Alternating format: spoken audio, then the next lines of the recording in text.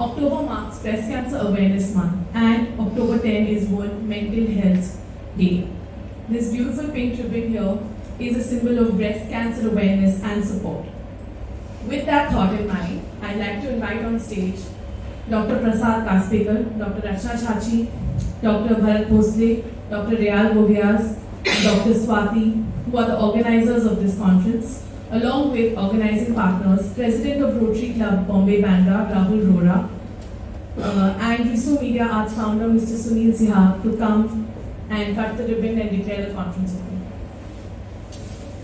Stress is a major risk factor for all chronic diseases, including diabetes, hypertension.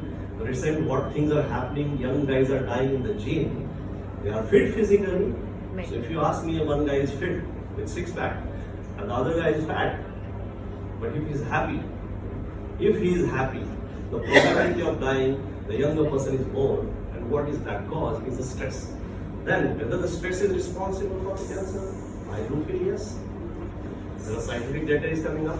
Inflammation has been linked to expanding of tumor and pre-existing inflammation can also aid the metastatic process. So there are only two things that have been clinically evidenced to cause metastasis and make the dormant cells active in metastasis, and that is high levels of stress and a poor lifestyle, which create the environment of inflammation inside the body. Cancer obviously is curable. It's no longer a disease that if a person gets cancer, that's the end of the road for him. The main three factors which I feel is that why people suffer due to cancer is one, fear. Second is misinformation. And third is your lag time. People are surviving 20, 25 or even more years being cured or maybe with the disease. How the treatment is done defines your quality of life. So first, it must be patient-centered. As you realize, everyone is coming from a different place. Where we live is different. Our diets are different. Okay, even if you're living in the same building, or even if you're living in the same house, you might not be eating the same thing that person is having. So that means your treatment is not necessarily always going to be the same. Hence, it must be very unique to the patient itself and patient-centered. Second, it should be goal-oriented. What's the outcome?